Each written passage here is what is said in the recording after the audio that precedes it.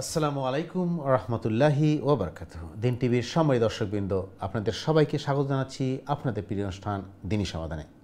সর্বপ্রথম আমরা আল্লাহ রব্বুল আলমিনের দরবারে শুকরিয়া আদায় করছি। আল্লাহ আমাদের সুস্থ রেখেছেন এবং আজকেই এই প্রোগ্রাম উপস্থিত তৌফিক দিয়েছেন। প্রিয় দর্শকবৃন্দ, আপনারা যারা নিয়মিত আমাদের অনুষ্ঠান দেখেন, আপনারা জানেন অনুষ্ঠানটি আমরা সরাসরি সম্প্রচার করি ইউকে স্টুডিও থেকে প্রতি সোমবার এবং মঙ্গলবার ইউকে টাইম রাত 8:30। এবং যেটা আমরা বরাবর বলি প্রিয় দর্শকবৃন্দ, এই অনুষ্ঠানটি আমাদের সবার জন্য একটা অপরচুনিটি। আমরা এখান থেকে দিন শিখব, দিন জানবো, কোরআন হাদিস থেকে আলোচনা শুনবো, আমাদের এলেমকে বৃদ্ধি করব, আমলকে পরিশুদ্ধ করার জন্য। প্রিয় দর্শকবৃন্দ, বরাবর মতো আমাদের অনুষ্ঠানে উপস্থিত রয়েছেন আমাদের প্রিয় মেহমান, আমাদের নিয়মিত মেহমান ইমাম খতিব মহতারাম মুফতি হাসান নইচৌধুরী সাহেব আজকের গুরুত্বপূর্ণ আলোচনা এবং আপনাদের প্রশ্নের জবাব দেওয়ার জন্য। প্রিয় দর্শকবৃন্দ, আপনারা যারা নিয়মিত অনুষ্ঠান দেখেন, আপনারা জানেন আমরা বেশ কিছু আলোচনা করছি ইমান নিয়ে, ইমানের বিভিন্ন খুঁটির বিষয়, ইমানের শাখা পোশাখা নিয়ে। পাশাপাশি আমরা ধারাবাহিকভাবে রসুল করিম সাল্লাল্লাহু আলাইহি ওয়াসাল্লামের জীবন আদর্শ, তার সিরা থেকে আলোচনা করছি খুব স্বল্প সময়, ক্ষুদ্র পরিসরে, যাতে আমরা রসুল ইসলামের জীবনী থেকে শিক্ষা অর্জন করতে পারি, আমাদের জীবনকে করতে পারি ইনশাল্লাহ। তো শুরুতে আমরা চলে যাচ্ছি প্রিয় দর্শকবৃন্দ আমাদের সম্মানিত মেহমানের কাছে, তার খোঁজখবর নেব এবং তার আমার নছিহত বক্তব্য নেব, এবং পরবর্তীতে আমরা আপনাদের কাছে ফিরে আসবো আপনাদের প্রশ্ন, আপনাদের মতামত নেওয়ার জন্য। যারা আপনার প্রশ্ন করতে চান, মতামত দিতে চান, দয়া করে প্রশ্ন করবেন সরাসরি স্টুলাইনে 02351507 দিচ্ছি নাম্বার, আপনার টিভি স্ক্রিন নাম্বার দেখতে পারবেন। অথবা যারা ইমেল করতে চান, ইমেল করবেন সংক্ষিপ্ত আকারে দিনী সমাধান @gmail.com অ্যাড্রেসে। তার আগে চলে যাচ্ছে আমাদের সম্মানিত মেহমানের কাছে। মোহতারাম আসসালামু আলাইকুম, কেমন আছেন? আলহামদুলিল্লাহ। জাযাকাল্লাহ, আপনার স্বাগতম বরাবর মতো আমাদের সামনে, এবং অন্তঃস্থ শুকরিয়া আদায় করছি আপনি শত ব্যস্ততার মধ্যে, শত কাজের মধ্যে আমাদের স্টুডিওয়ে এসে আমাদের সময় দেন, আমাদের কোরআন হাদিস আলোচনা শোনান। এবং আমরা প্রতি অনুষ্ঠানে চেষ্টা করি কিছু মাসলা শেখার জন্য, পাশাপাশি আমাদের সমসাময়িক বিষয় নিয়ে আলোচনা করি। তো আমরা ধারাবাহিক যেটা আলোচনা আপনি করেন রাসূল ইসলামের জীবনের সাথে, প্লাস পাশাপাশি আমরা গতকালই আলোচনা করছি, যেহেতু আমাদের আরবি নতুন বছর শুরু হয়েছে মহরম নিয়ে, আমরা একটু চেষ্টা করবো আলোচনা করার জন্য এই ব্যাপারে কিছু ইতিহাস, প্লাস মহরমের সাথে কি শিক্ষা আমাদের আছে, কি তাৎপর্য আমাদের মুসলিম হিসাবে, ঈমান হিসেবে আমাদের কি করণীয়, আমরা ইনশা করবো। শুরুতে আপনার নসিহত বক্তব্য প্লিজ। জাযাকাল্লাহ খাইরান মোহতারাম। বারাকাল্লাহু ফিক। আসসালামু আলাইকুম ওয়া রাহমাতুল্লাহি ওয়া বারাকাতুহু। বিসমিল্লাহি ওয়াল হামদুলিল্লাহ ওয়াস সালাতু ওয়াস সালামু আলা রাসূলিল্লাহ। আম্মা বা'দু ফাআউযু বিল্লাহি মিনাশ শাইতানির রাজীম। বিসমিল্লাহির রাহমানির রাহিম। ওয়া মিনাল আ'রাবি মুনাফিকুন ওয়া মিন আহলিল মাদিনা। بارك الله لنا ولكم في القرآن العظيم ونفعنا وإياكم بالآيات والذكر الحكيم. رب اشرح لي صدري ويسر لي أمري واحلل عقدة من لساني يفقهوا قولي. اللهم صل وسلم وبارك على نبينا محمد وعلى آله وأصحابه أجمعين. আলহামদুলিল্লাহ সুম্মা আলহামদুলিল্লাহ। সম্মানিত দর্শক বিভাগ ভাই বোনেরা, আমরা আপনাদের প্রিয় প্রোগ্রাম দ্বীনী সমাধান শুরু করতে যাচ্ছি। আল্লাহ সুবহানাহু তাআলার কাছে আমরা তৌফিক কামনা করছি। ওমা তৌফিক ইল্লা বিল্লাহ, আলাইহি তাওয়াক্কালতু ওয়া ইলাইহি উনীব। সম্মানিত দর্শক বিভাগ ভাই বোনেরা, মুহররমুল হারাম 1447 হিজরি চলছে, এবং এই মাস হচ্ছে ইসলামিক ক্যালেন্ডারের প্রথম মাস। যেহেতু এটি প্রথম মাস, সুতরাং আমাদেরকে বেশি বেশি করে আল্লাহ সুবহানাহু তাআলার ইবাদত, বন্দেগী, জিকির, আজকার, তাসবিহ, তাহলিল, তাকদিস করতে হবে, তেলাওয়াত করতে হবে, দুরূদ পড়তে হবে। তার কারণ যা প্রত্যেকটা কাজের সূচনা নির্ভর করে তার শেষ কীভাবে হবে এটি। তো আমরা বছরের শুরুতে আমরা আল্লাহর ইবাদতকে বাড়িয়ে দিব, বিশেষ করে ফরজ ইবাদত অবশ্যই করব, পাশাপাশি আমরা নফল বন্দেগীকে বাড়িয়ে দিব। সম্মানিত দর্শক বিভাগ ভাই বোনেরা, তো আল্লাহ সুবহানাহু তাআলা আমাদেরকে আশরাফুল মখলুকাত, সৃষ্টির সেরা হিসেবে বানিয়েছেন, এবং এই মুহররমুল হারাম পৃথিবীর ইতিহাসে অনেক ঘটনাই ঘটেছে, এবং তোর মধ্যে সর্বশেষ যে ঘটনাটি ঘটেছে সেটি কারবালার ঘটনা, যেটি গতকালকে আমাদের বিজ্ঞ প্রেজেন্টার বলেছেন যে আমরা এই বিষয়ে কিঞ্চিত আলোচনা করতে। আসল বিষয় হচ্ছে, দেখেন আল্লাহ সুবহানাহু তাআলা কোরআনে কারিমে ইরশাদ করেছেন, মিনাল আ'রাবি মুনাফিকুন ওয়া মিন আহলিল মাদিনা। মদিনাবাসীদের মধ্যেও মুনাফিক ছিল। তাহলে বোঝা যাচ্ছে যে মক্কায় কোনো মুনাফিক ছিল না। তার কারণ মক্কা মুকাররমায় মুনাফিক হওয়ার কোনো সুযোগ ছিল না। হয় আপনাকে ঈমান আনতে হবে, আর নাই আপনাকে মুশরিক থাকতে হবে। মধ্যপন্থা অবলম্বন করা অথবা মধ্যস্থতায় থাকার কোনো সুযোগ ছিল না। কারণ সেখানে আল্লাহ অথবা ওয়াহদানিয়তের কথা বললেই আপনার উপর বিপদ এবং মুসিবত এসে যেত। আর মদিনা মুনব্বরা যেহেতু এখানে মুসলিমদের বসবাস ছিল, তো সেখানে মুসলিমদের পোশাকের ভিতরে অথবা মুসলিমদের আকার অবয়বের ভিতরে একদল থাকতো যাদেরকে মুনাফিক বলা হয়। এটি সহজভাবে বোঝার জন্য আমি উদাহরণ দিচ্ছি। আল্লাহ সুবহানাহু তাআলা আদম আলাইহিস সালামকে সৃষ্টি করার পূর্বে ফেরেশতাদের জামাত আল্লাহ সুবহানাহু তাআলার ইবাদত বন্দেগীর মধ্যে লেগে থাকতেন। তোর মধ্যে ফেরেশতাদের মধ্যে ইবলিসও তাদের এই জামাতে ছিল। আর ইবলিস এত বেশি ইবাদত করছে যে ফেরেশতারা পর্যন্ত তাকে তাউসুল মালাইকা অথবা ফেরেশতাদের সৌন্দর্যতা বলে তাকে টাইটেল উপাধি দিয়েছিলেন। কিন্তু ইবলিস ইবাদত করেনি আল্লাহর সন্তুষ্টির উদ্দেশ্যে। ইবলিস ইবাদত করেছে শুধুমাত্র তার এই টাইটেল পাওয়ার জন্য, অথবা সে মুরব্বিয়ানা করবে, সে লিডারি করবে, এটি ছিল তার উদ্দেশ্য। আর এটি হচ্ছে মুনাফিকের অন্যতম একটি বৈশিষ্ট্য। তো এটি আল্লাহ সুবহানাহু তাআলা জানতেন, কিন্তু ফেরেশতারা তো জানতেন না, কারণ তারা গায়েব জানেন না। তো আল্লাহ সুবহানাহু তাআলা ইন্টারভিউ সামনে আনলেন। আল্লাহ বললেন যে আমি নতুন এক জাতি সৃষ্টি করছি এবং এই জাতির প্রথম যে ব্যক্তি আদম নবীনা আলাইহিস সালাম, তার ভিতরে যখন রূহ ফুঁকে দিব তখন তোমরা আমার উদ্দেশ্যে সিজদায় লুটিয়ে পড়বে। সমস্ত ফেরেশতারা লুটিয়ে পড়লেন, কিন্তু ইবলিস সিজদা করল না। তো আল্লাহ সুবহানাহু তাআলা জিজ্ঞেস করলেন, মা মানাকা আল্লাহ তাসজুদা ইয আমারতুক, কোন জিনিসে তোকে বাধা দিল তুই আমার হুকুম মানতে পারলে না?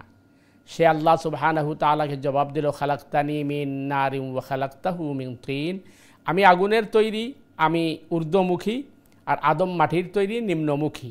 সুতরাং ঊর্ধ্বমুখী হয়ে আর নিম্নমুখীর সামনে মাথা নত করা এটা আমার যুক্তিতে আসে না। সুতরাং আল্লাহর হুকুম বা নির্দেশনাকে প্রথমেই বৃদ্ধাঙ্গুলি প্রদর্শন করেছে ইবলিস। তো এই বিষয়টি আল্লাহ সুবহানাহু তাআলা আমাদেরকে লেসন দিয়েছেন যে তোমাদের পরিবার, তোমাদের সমাজ, তোমাদের রাষ্ট্র, অথবা তোমাদের যদি আন্তর্জাতিক লেভেলেও তোমরা থাকো, প্রতিটা ক্ষেত্রেই মুনাফিকরা গাপটি মেরে থাকবে। তাদের ব্যাপারে তোমাদেরকে সতর্ক থাকতে হবে।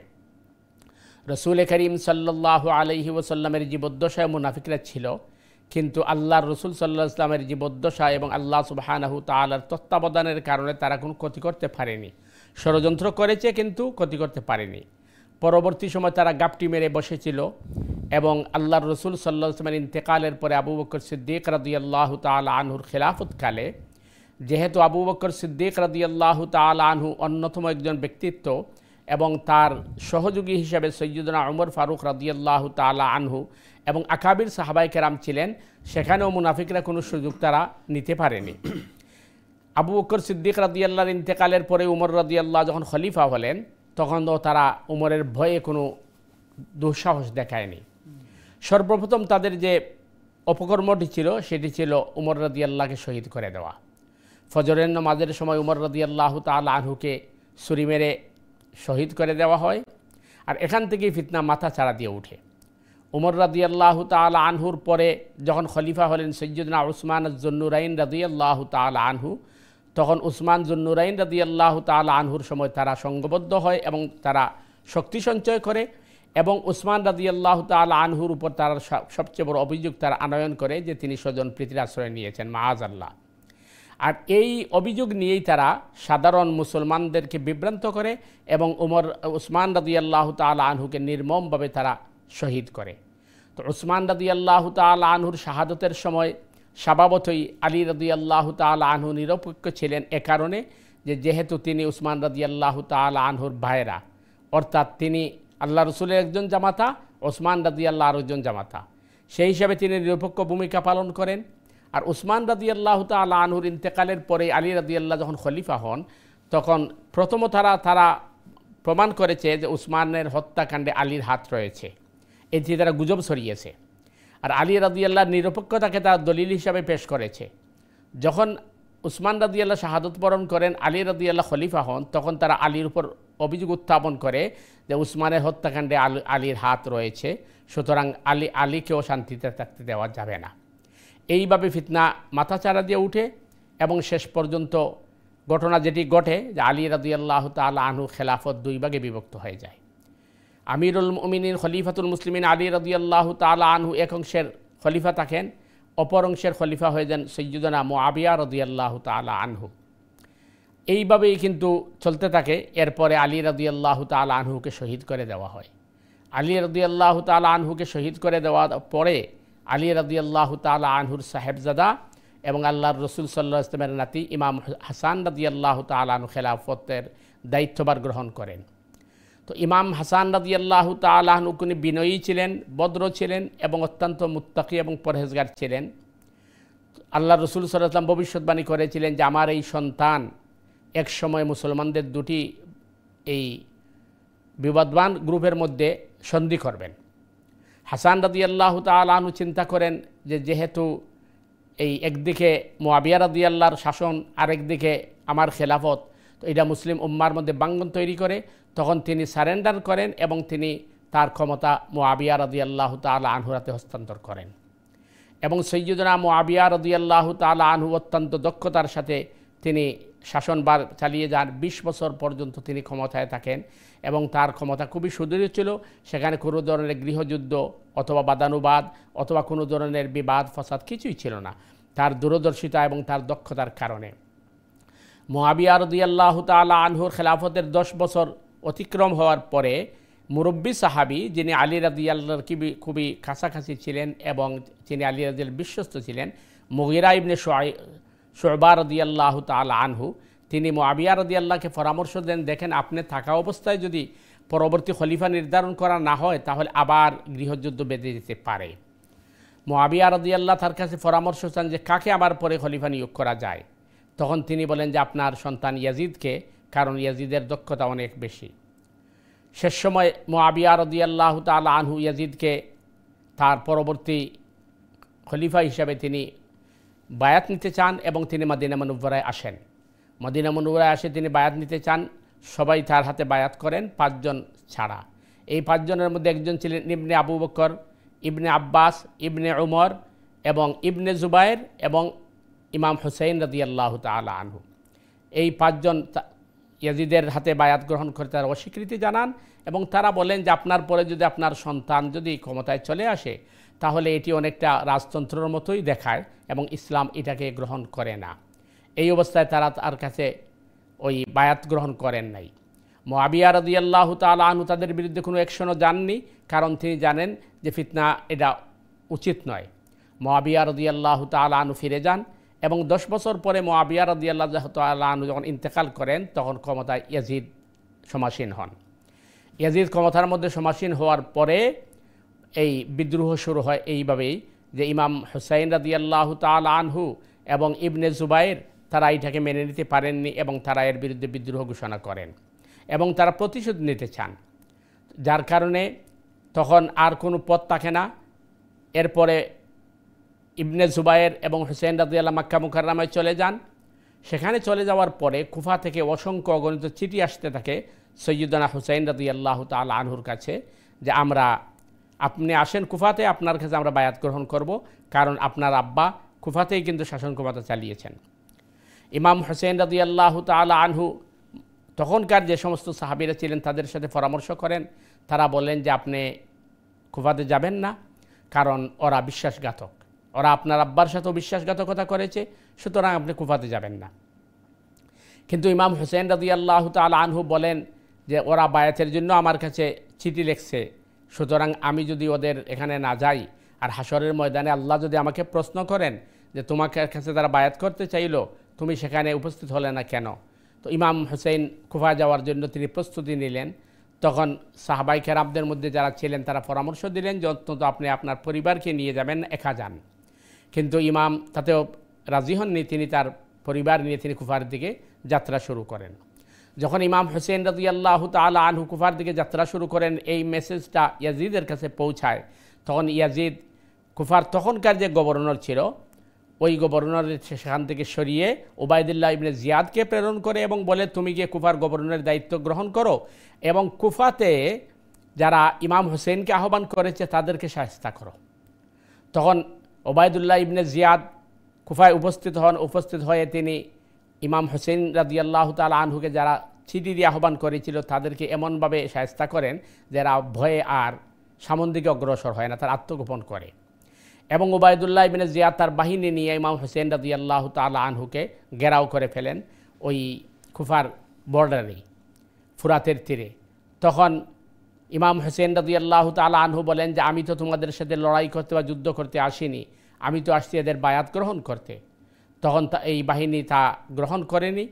তখন ইমাম হোসেন রাদিয়াল্লাহু তাআলা আনহু উবাইদুল্লাহ ইবনে জিয়াদকে বলেন যে আমাকে অন্তত ইয়াজিদের কাছে পৌঁছতে দাও, অথবা আমার রাস্তা খালি করে দাও, আমি মক্কা মুকাররমায় ফিরে যাই।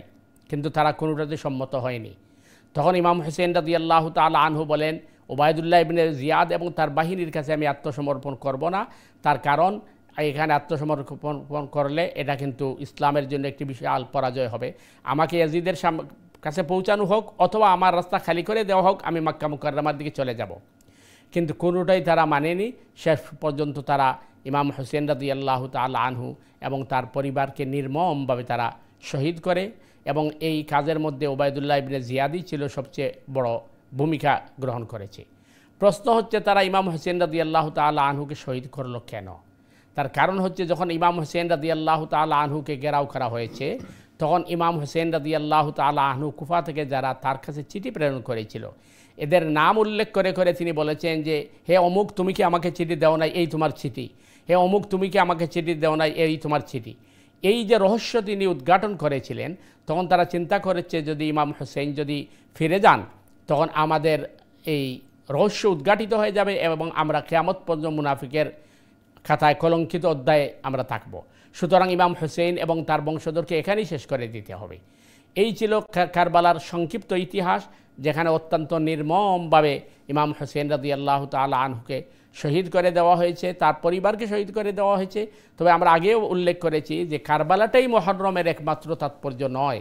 মুহররম প্রথম থেকেই তাৎপর্যপূর্ণ, যেটা কোরআন বলেছে যে পৃথিবীর সৃষ্টি থেকেই আমি 12 মাসে 1 বছর এই হিসাব গণ্য করেছি, এবং এর প্রথম মাস মুহররমুল হারাম, আর মুহররমুল হারামে অনেক তাৎপর্যপূর্ণ ঘটনা ঘটেছে, এর মধ্যে একটি কারবালার ঘটনা। তো আল্লাহ সুবহানাহু তাআলা এই সমস্ত ঘটনা থেকে আমাদেরকে শিক্ষা নেয়ার জন্য যে আমরা যেন এই যে সমস্ত দেশ, রাষ্ট্র, সমাজ, পরিবার যার ভিতরে মুনাফিকরা গাপটি মেরে বসে থাকে, এদের ব্যাপারে আমরা সতর্ক থাকতে পারি, সচেতন থাকতে পারি, এবং আমরা সুন্দর সুষ্ঠু সমাজ উপহার দিতে পারি। আল্লাহ সুবহানাহু তাআলা আমাদেরকে সঠিকভাবে বুঝে শুনে আমল করার তৌফিক দান করুক। সুবহানাকাল্লাহুম্মা বিহামদিকা আশহাদু আল্লা ইলাহা ইল্লা আনতা আস্তাগফিরুকা ওয়া আতুবু ইলাইক। আসসালামু আলাইকুম ওয়া রাহমাতুল্লাহি ওয়া বারাকাতুহু। অনেক অনেক ধন্যবাদ। বিস্তারিত আলোচনা, বিস্তারিত জিনিস আমরা শুনলাম। প্রিয় দর্শকবৃন্দ, আপনারা শুনলেন গুরুত্বপূর্ণ আলোচনা মহতরম আমাদের সামনে উপস্থাপন করলেন আজকে মহরম এবং কারবালা নিয়ে। আসলে আমরা ছোটো থেকে কারবালা বা মহরম নিয়ে, আসরে নিয়ে অনেক ঘটনা জানি, এবং আসলে অনেকেই যা জানি সেটা সঠিক না, অতিরঞ্জিত বা এটাকে ইতিহাস থেকে না বলে আমরা গল্পগুজব হিসাবে বেশি জানি। তো প্রিয় দর্শকবৃন্দ, আপনারা যারা এই মুহূর্তে টিভি সিরিজের সামনে আমাদের অনুষ্ঠানে যোগদান করছে, আপনাদের সবাইকে স্বাগতম, মোবারকবাদ। আপনারা প্রশ্ন করতে চান, প্রশ্ন করবে ইনশাআল্লাহ সরাসরি স্টুডিওতে 02351507 দিচ্ছি তার নাম্বার, অথবা যারা ইমেল করতে চান, ইমেল করবেন সংক্ষিপ্ত আকারে diniSamadan@gmail.com। আমরা আলোচনা করছি ইমান নিয়ে, ইমানের বিভিন্ন কঠিনের বিষয় এবং আমাদের সমসাময়িক বিষয় তো আছেই। সো আপনারা যে কোনো দিনই ব্যাপারে প্রশ্ন করবেন ইনশাআল্লাহ। দয়া করে প্রশ্ন করার সময় আপনার টিভির ভলিউম কমিয়ে দিয়ে অথবা মিউট করে আমাদের ফোনে কথা বলবেন, এরপর আপনার টিভিতে অনুষ্ঠান দেখতে থাকবেন ইনশাআল্লাহ। আমরা মহতরম দর্শকের প্রশ্নে যাবো। আমরা একটা জিনিস খুবই আশ্চর্য, আসলে এই যে মুসলমানের মধ্যে যে নিজের মধ্যে ভেদাভেদ, অন্তর্কলহ, এটা তো আগে থেকেই ছিল, এবং আমাদের তো একটা জিনিস এখানে ক্লিয়ার, আমাদের মতপার্থক্য থাকবেই, এবং থাকলে কিন্তু একটা জিনিস আপনি বারবারই বলেন যে মতপার্থক্য থাকবেই, কিন্তু এর মধ্যে আমাদের যেটা ইউনিটি, যেটা উম্মার যে একতা, এটা ভঙ্গ করা যাবে না। কারণ আমরা একই আল্লাহ এবং একই রসুলকে মানি, আমরা একই কোরআন। সো আমাদের বোঝার ভুলের জন্য এক একজন এক একভাবে উপস্থাপন করতে পারে, ব্যাখ্যা একভাবে হতে পারে, কিন্তু মেইন জিনিস তো আমাদের এক। তো আমরা একটু যদি আরেকটা জিনিস আপনি গুরুত্বপূর্ণ আলোচনা করলেন যে আমাদের মুনাফিক কথা বারবার আসলে এক জিনিসে যে সেই আমল থেকেই মুনাফিক ছিল। এবং একটা জিনিস আমি আজকে নতুন খুবই ইন্টারেস্টিং জিনিস এবং ইম্পর্টেন্ট জিনিস আমরা জানলাম, সেটা হচ্ছে মুনাফিক মক্কাতে ছিল না, শুধু মদিনাতে ছিল। আমরা একটু আলোচনা করব, প্রিয় দর্শক আপনারা অনুসরণ করবো। খুব গুরুত্বপূর্ণ জিনিস আমাদের জানা দরকার, যে মুসলিম হিসাবে, ইমানদার হিসাবে ইসলামের ইতিহাসগুলো জানা দরকার, এবং ইসলাম কিভাবে স্লোলি আমাদের কাছে আসলে এটাও আমাদের জানা দরকার। এবং আমাদের এই যুগে আমরা যারা সাধারণ মুসলিম নিজেকে পরিচয় দেই, বা আমরা যারা দুর্বল ইমানদার মানুষ, আমরা কিভাবে আমাদের ইমান আমল নিয়ে বেঁচে থাকবো, এবং যাতে আমরা আল্লাহর কাছে জবাবদিহি করতে না হয়, আমরা যেন আল্লাহর দয়া এবং আল্লাহর সাহায্য নিয়ে আমরা বাঁচতে পারি, আমরা চেষ্টা করব জানার জন্য। তার আগে আমরা একটু দেখে আসি, কলার আমাদের লাইনে চলে আসছেন। দর্শকবৃন্দ, আমরা চলে যাবো ইনশাল্লাহ কলার কাছে। সময় দর্শক, আপনাকে স্বাগত জানাচ্ছি আমাদের অনুষ্ঠানে। আপনার প্রশ্ন করুন। আসসালামু আলাইকুম। হ্যালো, আসসালামু আলাইকুম ভাইয়া, কেমন আছেন? ওয়ালাইকুম সালাম। হাজি সাহেব, আপনি কেমন আছেন? আমি ভালো আছি ভাইয়া। আমার প্রশ্ন হলো আজকে দোয়া। জি বলেন। আমি যখন হজে গিয়েছিলাম, আমার হজ পরে উমরা পরে দোতলার উপর থেকে আল্লাহর করে আমি কইছি ফাসাবি বিসমি রাব্বিকাল আযীম। এই দোয়া আমি হজ যাইবার আগে ও দোয়ার বুক থেকে মিক্সি এবং কোরআনও বর্তমানে পাইছি। আমার প্রশ্ন হইল স্যার, রব্বানা জালামনা আনফুসানা ওয়া তারামনা লানা কুনান্না মিনাল খাসিরিন, হযরত আদম আলাইহিস সালাম এই দোয়া পড়ছেন।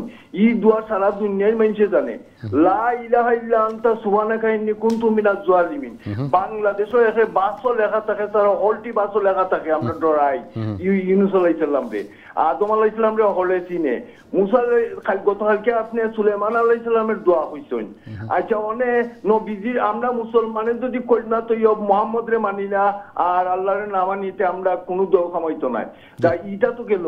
আমার কথা হইলো স্যার, অনেক পানির নিকটে যুদ্ধ চলের গাজাব। জি জি মোহতারাম।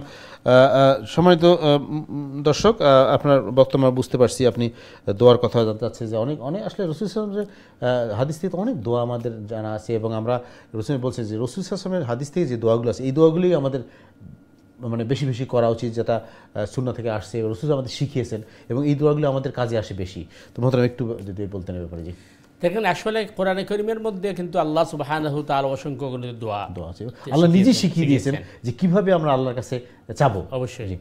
এবং প্রায় দোয়াগুলো নবী রাসূলের দোয়া। তো এই দোয়াগুলো আমরা পড়তে পারি। আজ হিসাব যে দোয়াটা বলেছেন এই দোয়া আছে, এবং প্রত্যেক নবী এবং কোরআনের মধ্যে বর্ণিত দোয়াগুলো আছে। এবং আমরা যে বিষয় নিয়ে আলোচনা করছি, সম্ভবত হাজী সাহেব এই বিষয়ে তিনি বলতে চাইছেন যে গাজায় যুদ্ধ হচ্ছে, এর মানে যুদ্ধ বিগ্রহ যাতে না হয়। আমরা কেউ যুদ্ধ বিগ্রহের পক্ষে নয়, এবং যুদ্ধ বিগ্রহে কখনো শান্তি নিয়ে আসে না, এবং এটা অশান্তির একটি মূল কারণ থাকে। এবং আমরা কোনো অবস্থাতেই আমরা মানে শান্তিকে বিনষ্ট করব না। আর এক্ষেত্রে আমাদের করণীয় যেটা, আমরা মজলুমদের জন্য দোয়া করব, নিজের জন্য দোয়া করব, মুসলিম উম্মার জন্য দোয়া করব। তো এই জন্য আমরা হাজী সাহেবকে ধন্যবাদ দিচ্ছি তার সুন্দর পরামর্শ। জাযাকাল্লাহ মোহতারাম। মোহতারাম, আমরা দর্শকের কাছে যাব, তার আগে আমরা যে জিনিসটা আলোচনা শুরু করছিলাম, যে আপনি বললেন যে মুনাফিক ছিলেন আগে থেকেই, এবং রাসূলুল্লাহ সাল্লাল্লাহু আলাইহি ওয়াসাল্লাম আগে থেকেই মুনাফিক ছিল, কিন্তু রাসূল বলতেন না। কিন্তু বলতেন না এই কারণেই যে উম্মার মধ্যে ফাটল না হয়। তাহলে দেখেন, একটা খুবই ইম্পর্টেন্ট জিনিস, শিক্ষা আমাদের মোহতারাম, একটু আমাদের দর্শকদের সামনে বলবেন যে রাসূল সাহেব নিজে জানতেন যে কে মুনাফিক, এরপরেই কিন্তু প্রকাশ্যে বলতেন না, কারণ নাম বলতেন না, জানাতেন না, যাতে আমরা যেন এক উম্মাহ হিসেবে থাকি। যার মুনাফিক আছে তার জন্য সে দায়ী, সে জবাবদিহি করতে হবে। আপনি আরেকটা জিনিস বললেন ইন্টারেস্টিং, খুবই গুরুত্ব, যে মক্কাতে মুনাফিক ছিল না কিন্তু মদিনাতে ছিল। এবং আসলে এই কারণটা কি, নাম্বার ওয়ান। নাম্বার টু, এই মুনাফিক আসলে কারা, আমরা কিভাবে বুঝবো যে আমি মুনাফিক, বা আমার মুনাফিকের মধ্যে চরিত্রটা আছে কিনা, বা কি কি কাজ করলে, বা কি মানে মানে কোন কোন কারণে একজন মানুষ মুনাফিক হয়ে যেতে, মুসলিম মুনাফিক হয়ে যেতে পারে। প্রথম বিষয় হচ্ছে যে দেখেন, যে আমি আগেই বলছি যে ওই ফিরিস্তাদের জমাতের মধ্যে মুনাফিক ছিল ইবলিস। তো আল্লাহ সুবহানাহু ওয়া তাআলা এটা বোঝাচ্ছেন যে ভালো মানুষের পোশাকের ভিতরেও কিন্তু আপনার মুনাফিক বা বেজাল থাকতে পারে। এ ব্যাপারে আমাদেরকে সতর্ক থাকতে হবে। একইভাবে আপনি যেটা বলছেন যে রাসূল করিম সাল্লাল্লাহু আলাইহি ওয়াসাল্লাম জানতেন তার জমাতের মধ্যে মুনাফিক কারা কারা, কিন্তু তিনি প্রকাশ করেন নাই, কারণ প্রকাশ করলে ফিতনা হয়ে যাবে এবং উম্মার মধ্যে ভাঙ্গন। কিন্তু মাত্র একটা জিনিস এখানে, প্রিয় দর্শকবৃন্দ, অবশ্যই আপনারা আমাদের ফলো করছেন, আজকের যুগে, আজকের জন্মায় আপনি দেখবেন যে আমরা মুসলমান, এক মুসলমান আর কাফের বলতেছি, মুশরিক মুনাফিক বলছি, কিন্তু দেখবেন রাসূল সাল্লাল্লাহু আলাইহি ওয়াসাল্লাম যে জিনিসটা করেন, যে প্র্যাকটিসটা আমাদের শেখার নেই, কিন্তু আমরা করতেছি। কাউকে পছন্দ হচ্ছে না, কারো আসলে দলের জন্য আমরা একে অপরকে অহরহই বলে দিচ্ছি যে সে কাফের, সে মুনাফিক, সে এই যে আমাদের একে অপরের প্রতি যে ঘৃণা ছড়ানো, বা নিজেদের মধ্যে যে দলাদলি, যে একটা বিভেদ তৈরি করা, এটা কি ঠিক হচ্ছে? এটাই করা উচিত? ইসলাম শিক্ষাকে এটা দেয়? অবশ্যই না। তো উম্মার মধ্যে যাতে বাঙ্গন তৈরি না হয়। দ্বিতীয় জিনিস হচ্ছে যারা মুনাফিক এদেরকে যদি রাসূল বের করে দিতেন তাহলে ইসলামের শত্রুরা বলার সুযোগ পাইতো যে মোহাম্মদ তার দলের মধ্যে বিভ্রান্ত তৈরি। খুবই গুরুত্বপূর্ণ জিনিস প্রিয় দর্শকবৃন্দ, আপনারা শুনছেন আসলে একজন মুমিন হিসাবে ইমানদার হিসেবে আমাদের কী করা উচিত রাসূল সাল্লাল্লাহু আলাইহি ওয়াসাল্লাম আমাদের শিখিয়েছেন। আমরা চেষ্টা করবো একটু বিস্তার আলোচনা করবো আমরা। আপনারা আমাদের সাথে থাকবেন ইনশাল্লাহ আপনাদের প্রশ্ন মতামত দিয়ে। তার আগে ছোট্ট একটা বিরতি যাও প্রিয় দর্শকবৃন্দ, বিরতির পর আবারও ফিরে আসছি ইনশাল্লাহ। ততক্ষণ আমাদের সাথেই থাকুন। আসসালামু আলাইকুম রহমতুল্লাহি ওয়া বারাকাতুহু।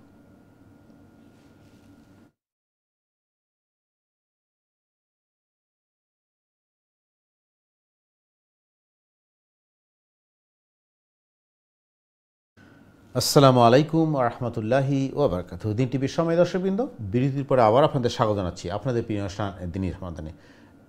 আপনারা যেখান থেকে আমাদের অনুষ্ঠান দেখছেন আপনাদের সবাইকে স্বাগতম, মোবারকবাদ। প্রিয় দর্শকবৃন্দ, আজকে আমাদের অনুষ্ঠানে উপস্থিত রয়েছেন আমাদের প্রিয় মেহমান, আমাদের নিয়মিত মেহমান ইমাম এন্ড খতিব মোহতারাম মুফতি হাসান নুরী চৌধুরী সাহেব। আজকে গুরুত্বপূর্ণ আলোচনা এবং আপনাদের প্রশ্নের জবাব দেওয়ার জন্য আপনারা শুনছেন যে আমরা আলোচনা করছি সমসাময়িক বিষয় নিয়ে, মহরম, আশুরা এবং কারবালা নিয়ে।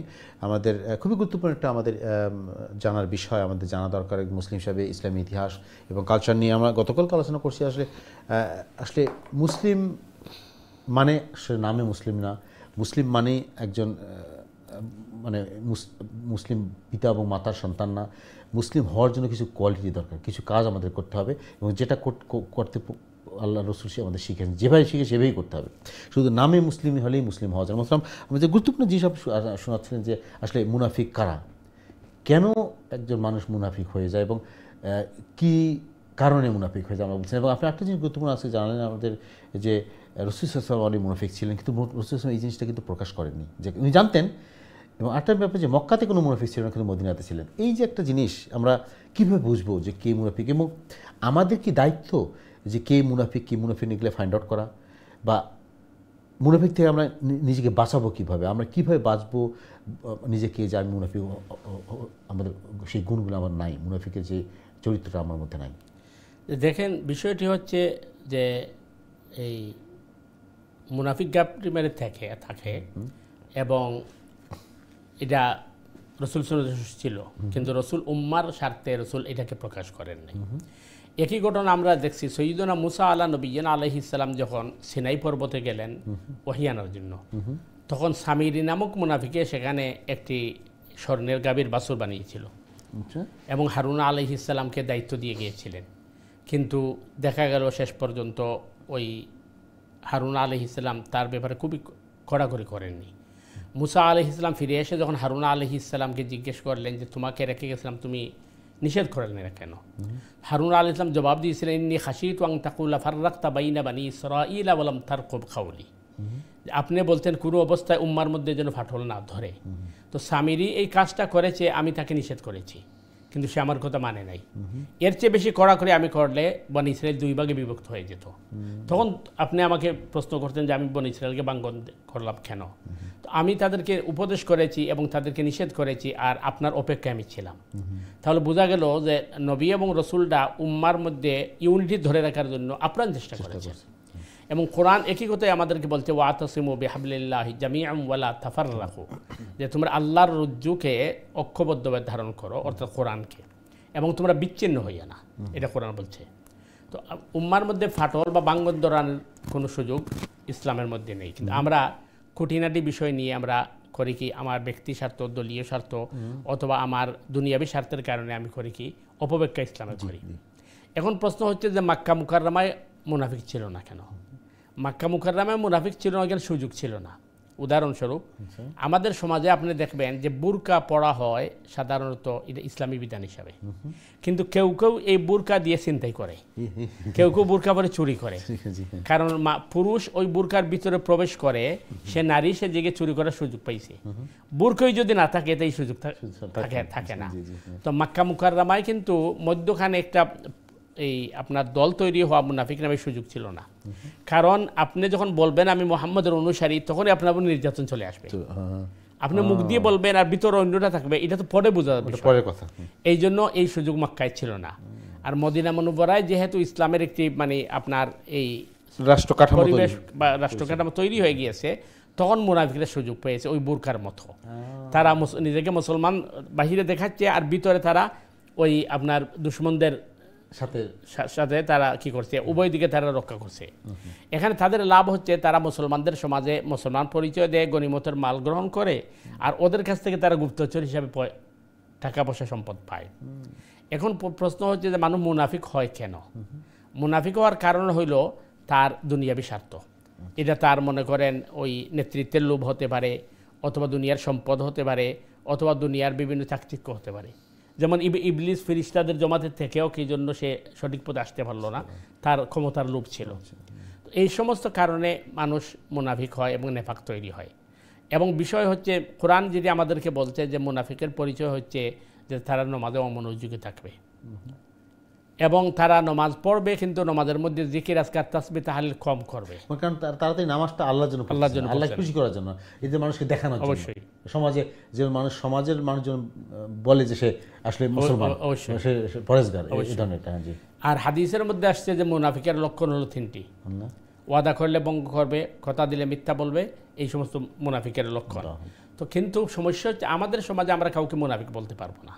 তার কারণ আল্লাহ রসুল সাল্লাল্লাহু আলাইহি ওয়াসাল্লামের সময় জিহাদের ময়দানে একজন সাহাবী, তিনি ওই যখন দেখছেন যে সামনে কিন্তু মহাবিপদ, তিনি হয়তো তার জীবন চলে যাবে, তখন তিনি বলতেন আশহাদু আল্লা ইলাহা ইল্লাল্লাহ আশহাদু আন্না মুহাম্মাদুর রাসূলুল্লাহ। মানে বিপদ থেকে সে ইসলাম গ্রহণ করছে। তখন ওই সাহাবী তাকে হত্যা করে ফেলেছেন। তো আরও সাহাবী বলছেন যে তুমি যে হত্যা করছো তোমার এটা ঠিক হয় নাই। উনি বলছেন কেন? বলে সে তো ঈমান এনেছেন। তিনি বলছেন সে জান বাঁচানোর জন্য ঈমান আনছে। তখন এই ঘটনাটা যখন রসুল করিম সাল্লাল্লাহু আলাইহি ওয়াসাল্লামের সামনে পেশ করা হয়েছে, আল্লাহ রসুল বলছেন কাজ তুমি সঠিক করো নাই। তখন সাহাবী বলছে ইয়া রাসূল, এত জান বাঁচানোর জন্য বলছে। আল্লাহ রসুল প্রতি উত্তরে বলছে হাল সাকাত্তা কালবি, তুমি কি তার কলজা ছিঁড়ে দেখেছিলে? সুতরাং গায়েবের মালিক একমাত্র আল্লাহ, মনের খবরটা কেউ আমরা জানি না। সুতরাং আল্লাহ রসুল বলেছেন যে সমস্ত মানুষ আমাদের কিবলাকে ফলো করবে, আমাদের জবাই খাবে, সে নিজেকে মুসলমান দাবি করবে, তাকে মুসলমান হিসেবে গণ্য করতে হবে। এই জন্য মোহতারাম, যে জিনিসটা আমরা শুরুতে আলোচনা করছিলাম যে আমাদের সমাজে দেখবেন যে আমাদের এই আমরা নিজেকে মুসলমান বলছি, কিন্তু আমাদের এই দেখবেন যে খুঁটিনাটি বিষয় নিয়ে বিশাল পার্থক্য। আপনি যেটা বলছেন যে 72টা দল, আমাদের একটা সমাজেই কত পার্থক্য, যে একজন এক কথা ছোট ছোট বিষয় নিয়ে আমাদের দলাদলি মারামারি চলতেছে, কিন্তু দেখবেন যে সবাই কিন্তু আল্লাহকে রসুলকে বিশ্বাস করে, কেউ বলে না যে আল্লাহ। একটা জিনিস আপনি যেখানে বলছেন মোহতারাম শুরুতে, যে ইবলিস হলো আল্লাহর নির্দেশকে অমান্য করার জন্য। আল্লাহ সে ইনস্ট্রাকশন যেটা আল্লাহ যেটা তাকে করতে বললো সেটা করলো না, তার মানে কি আল্লাহর নির্দেশনা সে ফলো করলো না, ইগনোর করলো। এখন আমি জিনিসটা জানতে চাচ্ছি প্রিয় দর্শকবৃন্দ, অবশ্যই আপনারা একটু খেয়াল করবেন, আমাদের সাথে আছেন, যে কত গুরুত্বপূর্ণ একটা জিনিস আমরা চেষ্টা করবো মহারাজ জানার জন্য, যে ইবলিস শুধুমাত্র আল্লাহর একটা নির্দেশনা ইগনোর করছে, মানেনি। কিন্তু আমাদের সমাজে আমরা যারা আল্লাহর নির্দেশনা প্রতি মুহূর্তে ইগনোর করতেছি, ফলো করতেছি না, মানতেছি না, আমাদের অবস্থাটা কি? তা আমরা কি সে ইবলিস চরিত্র হয়ে গেল আমাদেরটা? একটা হচ্ছে অমান্য করা। অমান্য করা আর আপনার ওই আমল না করা সমান না। আচ্ছা, যেমন মনে করেন একজন ইসলামের কোনো বিধান নিয়ে অস্বীকার করলো, অথবা এই ইসলামের বিধান নিয়ে ব্যঙ্গ বিদ্রুপ করলো, তখন কিন্তু সে কাফের হয়ে যাবে। আচ্ছা, যেমন ইবলিস আল্লাহর শুধু এই নির্দেশ অমান্য করে নাই, সে আল্লাহর নির্দেশকে চ্যালেঞ্জ করেছে। সে বলেছে যে আপনার এই বিধানটা যুক্তিতে আসে না, তার যুক্তিতে আসে না। তো আমাদের সমাজে যারা মনে করেন ওই অনেক আছে, অমান্য করে না কিন্তু উদাসীনতা করে, ইগনোর করে, গুরুত্ব দেয় না। উদাসীনতা অথবা ইগনোর করার ব্যাপারে বোঝা গেল আমার মধ্যে ইবলিসের চরিত্র আছে, যেটি আপনি আনছেন, আপনি সুন্দর জিনিস আনছেন। একটা সিজদা না দেওয়ার কারণে যদি সে অভিশপ্ত হয়ে যায়, আমরা জীবনে কত সিজদাই দিচ্ছি না, এই হিসাবে নামাজের প্রতি আপনার অবহেলা করা, ইগনোর করা, নামাজকে গুরুত্ব না দেওয়া, এটা কিন্তু ইবলিসি চরিত্রের অন্যতম একটা দিক। এই ব্যাপারে আমাদেরকে সতর্ক থাকতে হবে। দ্বিতীয় বিষয়, আমরা আগে যেটা বলছি, যদি আমি দেখি আমাদের সমাজে বা আমাদের দলে বা আমাদের গ্রুপের মধ্যে কারো মধ্যে মুনাফিকি চরিত্র আছে, অথবা তার মধ্যে দ্বিমুখী আচরণ আছে, তো আমি তার থেকে সতর্ক থাকবো। কিন্তু তার কারণে আমি ওই উম্মার মধ্যে ভাঙ্গন ধরাইতে পারবো না। এটা আরেকটা গ্রুপ তৈরি করবো যে আমরা যেটা আমাদের সমাজে খুবই বহুল প্রচলিত এই জিনিসগুলো আছে, মাত্র আমরা ঘোষণা দিচ্ছি অমুক কাফের, সে কাফর, সে এই যে আমাদের সমাজের মধ্যে যে একটা বিভেদ তৈরি করে, যেটা রাসূল সাল্লাল্লাহু আলাইহি ওয়াসাল্লাম আমাদের শিখায় নাই। রাসূল কিন্তু নিজেই জানতেন, কিন্তু উনি কিন্তু কোনো বিভেদ তৈরি করেন না, কিন্তু আমরা করে ফেলতেছি। তার মানে কি আমরা রাসূলের যে আদর্শ, রাসূলের সুন্নাহটাকে ফলো করতেছি না। এবং কোরআনে কারীম যেখানে বলছে যেখানে যে আমরা ভিন্ন ধর্ম, ভিন্ন মত এবং ভিন্ন পথ এটা থাকবে, এবং এটা আমি আল্লাহরই সৃষ্টি। সুতরাং তুমি যদি সত্য অথবা সঠিকটা বুঝো তাহলে তুমি এটার উপর অটল থাকো, কিন্তু অন্যজনে এটা নিয়ে তুমি ব্যঙ্গ বিদ্রুপ করো না, তার সাথে তুমি ঝগড়াঝাটি যেও না। আর দ্বিতীয় জিনিস হচ্ছে যে মুসলিম উম্মাহের মধ্যে আমাদের আরও বেশি সমস্যা যেটি হচ্ছে, যেমন মনে করেন ওই আমলগুলো হাদিসে আছে, কিন্তু আমি অন্য একটা হাদিসের উপর আমল করছি। এখন দেখা যাচ্ছে যে আমার অন্য ভাই যদি অন্য হাদিসের উপর আমল করেন, তখন আমি তাকে কিন্তু এই আর চোখে চাচ্ছি দেখছি। যেমন রফুল ইয়াদাইন, জুরে আমিন বলা, এরপরে আপনার ওই বুকের হাত বাঁধা, এগুলো সবগুলো হাদিসে বর্ণনা আছে। আমার যেটা ইচ্ছা আমি এটা পছন্দ করছি, কিন্তু আমি এটা নিয়ে আরেকজনেরটা কিন্তু প্রচলন, এই যে ক্রিটিসাইজ করছে, মানে দেখেন হাদিসের বাইরে কিন্তু কেউ করতেছেন না। এবং আপনি বহুবার বলছেন যে এই জিনিসগুলো নফল এবং মুস্তাহাব, যেটা করলে হয়তো সওয়াব হবে, না করলে কিন্তু গুনাহ নেই। কিন্তু আমি যেটা পছন্দ করি, আমি চাচ্ছি সবাই একই আমারটাই করুক, এটা হবে না, সম্ভব না। এই জিনিস তো রাসূলের আমল থেকে, সাহাবাদের আমল থেকে ছিল না। যেটা পছন্দ করতে হবে, যেটা দেখছেন রাসূল, তারা সেটাই ফলো করতে হবে। আমাদের সময় দেখবেন যে আমাদের একটা চরিত্রই হলো যে আমরা চেষ্টা করি অন্যের দোষটা খোঁজা। এটা তো মানে এটা কি আমি কি বলবো, কিভাবে বলবো, এটা কোনোদিন এক হতে পারবে না। কারণ মানুষের রুচি ভিন্ন, মানুষের চিন্তা চেতনা ভিন্ন। মনে করেন আপনি একটা জিনিস খাদ্যের মধ্যে জালমুড়ি পছন্দ করেন, আমি এটা পছন্দ করি না, খুবই স্বাভাবিক। তো আমি বলতে পারি যে ভাই আপনি ঠিক আছে আপনারটা নেন, আমি অন্যটা নেই, কিন্তু এর অর্থ এটা না যে আপনাকে আমি প্রতিপন্ন করবো, আপনাকে আমি ইগনোর করবো। আমাদের মধ্যে এইটা ওই যে জ্ঞানের দৈন্যতার কারণে আমরা কিন্তু এগুলো, আমি মনে করি সব আমার দলে চলে, সহনশীলতা কম, আমাদের উদারতা কম। হ্যাঁ, উদারতা কম। আমরা অন্যের যে পছন্দ, এটাকে আমরা সম্মান করতে শিখি না, এটা একটা প্রবলেম আমাদের। এবং এই জন্যই আমাদের যে অনেক গ্রুপিং হচ্ছে আমাদের সমাজের মধ্যে, বিভেদ তৈরি হচ্ছে।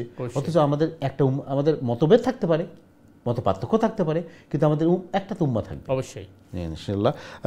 প্রিয় দর্শকবৃন্দ, আপনারা শুনলেন না আমাদের মহতরম আমাদের সামনে খুব গুরুত্বপূর্ণ জিনিস আমাদের উপস্থাপন করলে। আসলে আমাদের এক উম্মাহ আমরা হব, আমাদের মধ্যে মতপাতও থাকবে, মতভেদ থাকবে, কিন্তু আমাদের একটা উম্মাহ আমরা একটা। অবশ্যই আমাদের মেইন জিনিস যেন আমাদের আল্লাহ রাসূলের ব্যাপারে কোরআনে কিবলা এক, হ্যাঁ, এরপর নবী এক। সুতরাং আমরা মানে মৌলিক বিষয়ে আমাদের এক মৌলিক বিষয়ের মধ্যে পার্থক্য নেই। এবং একটা জিনিস আমাদের নিজের মধ্যে সমমনোযোগ থাকা দরকার। অবশ্যই অন্যের মতামতকে আমাদের শ্রদ্ধা করা দরকার, এবং আমাদের একটু উদার হওয়া দরকার মুসলিম হিসেবে। এবং এটা তো একজন ভালো মুসলিম ইমানদারের গুণাবলী অবশ্যই, ইনশাআল্লাহ। তো সুপ্রিয় দর্শকবৃন্দ, আপনারা দেখছেন আপনাদের প্রিয় অনুষ্ঠান এই সমাধান। আপনার প্রশ্ন মতামত দিবেন। আমাদের দৈনন্দিন জীবনে আমরা যে সমস্ত দিনের ব্যাপারে আমরা সমস্যার সম্মুখীন হই এবং আমাদের বুঝতে অসুবিধা হয়, বুঝতে আমাদের কষ্ট হয়, আমরা এই ব্যাপারে আলোচনা আমরা করি প্রায়। তো আপনারা প্রশ্ন করে মতামত দিবেন, অনুষ্ঠানের মতামত দিবেন, এবং যাতে আমরা সবাই উপকৃত হতে পারি, এবং আমাদের যে জানার মধ্যে সীমাবদ্ধতা রয়েছে, কিছু মিস আন্ডারস্ট্যান্ডিং রয়েছে, দূর করে আমরা সঠিকটা শিখতে পারি, সঠিক সোর্স থেকে শিখতে পারি, যাতে আমরা আল্লাহর প্রিয় বান্দা হতে পারি, ইনশাআল্লাহ। আমার তৌফিক দান করুন। প্রথমে আমার দর্শকে যাওয়ার আগে আরেকটা জিনিস আমরা জানতে চাচ্ছি যে আপনি গতকালকে বলছিলেন শুধুমাত্র আমাদের আনুষ্ঠানিক যে ইবাদতগুলো রয়েছে, নামাজ, রোজা, হজ, যাকাত, আমরা মনে করি আমাদের সমাজে একটা ধারণাই যে এইটাই বোধহয় একজন মুমিনের একমাত্র জিনিস, এবং ইমানদার হওয়ার জন্য, মুমিন হওয়ার জন্য এটা করলেই বোধহয় আমাদের সব কিছু হয়ে যাবে। আসলে কি তাই না? আমাদের আরও যে ইবাদতগুলো রয়েছে, যেমন গতকাল গুরুত্বপূর্ণ জিনিস বলছেন যে আমাদের হুকুকুল ইবাদ, যে কথাটা বারবার আমরা চেষ্টা করছি জানার জন্য, কারণ এই জিনিসগুলো আমরা অনেকটা জানি না, বা জানলেও ঠিকভাবে অনুধাবন করি না যে কত গুরুত্বপূর্ণ জিনিস। এবং গতকাল আমাদের ভাই প্রশ্ন করছিলেন যে এই যে আমরা অন্যের ব্যাপারে নাক গলানো, অন্যের হক নষ্ট করা, অন্যের কষ্ট দেওয়া, বা দেখবেন যে আমার যেটা আওতার মধ্যে না, যেটা কগনিজ নেওয়া উচিত না আমার, কিন্তু সেটা নিয়ে আমরা বাড়াবাড়ি করতেছি। অথচ এই শিক্ষা কিন্তু আমাদের প্রফেসর আমাদের দেননি। কেন আমরা এটা করছি? আমরা একটু যদি আমাদের জানাতেন এই ব্যাপারে। আমাদের একজন আসলে সত্যিকারী ইমানদার, আপনি যেটা বলেন পার্ট টাইম ইমানদার হওয়ার কোনো স্কোপ নাই, পার্ট টাইম মুসলিম হওয়ার কোনো স্কোপ নেই, আমাদের কী করা উচিত? আমাদের প্রথম বিষয় হচ্ছে যে আমাদেরকে আগে বুঝতে হবে ইসলাম কাকে বলে। ইসলাম হচ্ছে কমপ্লিট কোড অফ লাইফ। এবং কোরআনে কারীম আল্লাহ সুবহানাহু ওয়া তাআলা বলছেন ইয়া আইয়ুহাল্লাযীনা আমানু দুখুলু ফিস-সিলমি কাফা, হে ঈমানদারগণ তোমরা ইসলামে প্রবেশ করো পরিপূর্ণভাবে। কিছু আমার, কিছু আল্লাহর, কিছু শয়তানের, এইভাবে কিন্তু মানে একটি কথা বলা হয় যে আল্লাহ বি রাজি রে শয়তান বি নারাজ না। আল্লাহ সন্তুষ্ট থাকবে, শয়তান অসন্তুষ্ট হবে না, এভাবে কিন্তু ইসলাম হয় না। তো ইসলামে প্রতিটি ক্ষেত্রে আমাদেরকে কিন্তু শিক্ষা দিয়েছে। আর যেহেতু আমরা এই দুনিয়াতে বসবাস করছি, দুনিয়া পরে কিন্তু আখেরাত হবে। তো দুনিয়ায় আপনি বসবাস করতে হলে আপনার পরিবার, আপনার সমাজ, আপনার রাষ্ট্র এবং আপনার এনভায়রনমেন্ট লাগবে। আর এই ক্ষেত্রে আপনি সুষ্ঠু সুন্দর বিধানগুলো আপনাকে বাছাই করতে হবে। যার কারণে আপনি দেখবেন, ওই আপনি যেটা বলছেন যে অন্যের ব্যাপারে বা অন্যের পারিবারিক ব্যাপারে আমার নাক গলানো। আমাদের সমাজে কিন্তু অনেক প্রবলেম এটা আছে যে আমার আত্মীয় স্বজন অথবা আমার প্রতিবেশী যারা আছে তার প্রাইভেট কোনো জিনিস থাকতে পারে, সেইটা আমাকে না বললে এটার পিছনে পড়া আমার জন্য উচিত নয়। আমরা এগুলো খুঁজে বেশি, এইটাকে অনধিকার চর্চা যেটা বলে। এই অনধিকার চর্চার কারণে কিন্তু সমাজে সব আপনি বলছেন যে তোমরা ছিদ্রান্ন করি না, অন্যের ব্যাপারে নাক গলাতে যাও না। অনধিকার চর্চা করার কারণেই কিন্তু সমাজে সব অঘটন ঘটে তৈরি হয়। এবং আমাদের মধ্যে দেখবে এই জিনিসটা খুবই বেশি যে আমার যেটা আওতার মধ্যে না, যেটা আমার করা জরুরি না বা দরকার নাই, সেটারই বেশি মাথা দেয়। এইটাই সমস্যাটা এখানে। মনে করেন আমার বোন আছেন, উনি তার মেয়ে অথবা তার ছেলে অথবা তার কোনো কাজ তিনি করছেন, তিনি সব কিছু করার পরে আমাকে বলছেন যে আমার মেয়ের তো বিবাহ ঠিক হয়েছে, তখন আমার জন্য দায়িত্ব হবে আমি সেখানে গিয়ে তাকে সহযোগিতা করবো। কিন্তু আমরা করি কি যে ও বিয়ার আগে তো আমাকে বলো নাই, এখন আমার দরকার কি দিস দান ইত্যাদি। এখান থেকে কিন্তু ফিতনা শুরু হয়, কারণ ওইটা কিন্তু আমার দেখার বিষয় নয়। তার পরিবার আমার তো ইন্টারফেয়ার করার দরকার নেই। ওই যে আপনি যেটা বলছেন সূরা হুজুরাতে যেটা বলতে ওয়ালা তাজাসসু ওয়ালা ইয়াগতাব বা'দুকুম বা'দা, আরেকজনের ছিদ্রান্বেষণ তুমি করো না। অথবা কোনো একটা বিষয় আমি দেখছি অন্য কোনো ভাই বা বোন তার কোনো কাজ আমার কাছে অসৌন্দর্য অসামাজিক লাগছে, তো আমি পারলে তাকে বোঝাবো, না পারলে আমি নীরব বসে থাকবো। আমি ওইখানে গিয়ে যদি খোঁজাখুঁজি শুরু করি কি করলো, কোথায় কার সাথে বসলো, কি বললো, একটা জিনিস আপনি মহতরম দেখবেন যে এই জিনিসটা অন্যের কাছে জানাচ্ছে। এই তো জি। তো এইগুলোর কারণে কিন্তু সমাজের মধ্যে বিভ্রান্ত তৈরি হয়, ফিতনা তৈরি হয় এবং পারিবারিক দ্বন্দ্ব তৈরি হয়। আর একজনে আরেকজনের অধিকারকে না দেওয়া এবং অনধিকার চর্চা করা, এইগুলার কারণে কিন্তু আমাদের পারিবারিক ধ্বংস আসছে এবং আমরা একে এক থেকে বিচ্ছিন্ন হয়ে পড়েছি। আর হুকুকুল ইবাদের ব্যাপারে যেটা আছে, এটা তো আমাদেরকে অবশ্যই আদায় করতে হবে।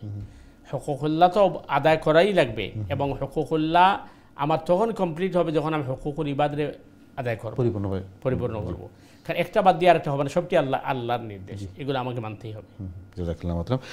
আমি সুপ্রিয় দর্শক, আপনি শুনলেন কত গুরুত্বপূর্ণ জিনিস। আমরা বরাবর চেষ্টা করি আসলে আমাদের সমাজে আমরা মনে করি যে আসলে নামাজ, রোজা, হজ, যাকাত শুধুই বোধহয় আমাদের ইবাদত, কিন্তু আসলে এর পাশাপাশি আরও অনেক গুরুত্বপূর্ণ জিনিস আছে যেটা আমরা অনেকেই হয়তো সঠিক হয়ে জানি না, বা জানলেও মানার চেষ্টা করি না বা মানতে পারি না। আমরা আল্লাহ আমাদের সবাই তৌফিক বোঝার জন্য, এই জন্য মহতরম আপনি বরাবরই বলেন যে এই জন্য একটু পড়াশোনা করা দরকার, তাহলে আমি বুঝতে পারি যে আসলে একজন মুমিন ইমানদার হতে হলে আমরা কী করতে হচ্ছে ও কী কী জিনিস থেকে আমাদের বিরত থাকা হচ্ছে। মতো আমি একটু অনলাইনে প্রশ্ন কয়েকটা নিয়ে আসি আমাদের এই সময়, এরপর চলে যাবো ইনশাল্লাহ। আমাদের এক বোন প্রশ্ন করেছেন তাবাসসুমকে, উনি বলছেন আমরা তওবা করব, আচ্ছা বলছেন আমরা যে ভুল ভ্রান্ত করি, মানে পাপ করি, তওবা কীভাবে করব, এর কোনো সুন্নাহ পদ্ধতি আছে কিনা, এবং কীভাবে তওবা করলে আল্লাহ সেটা কবুল করবেন?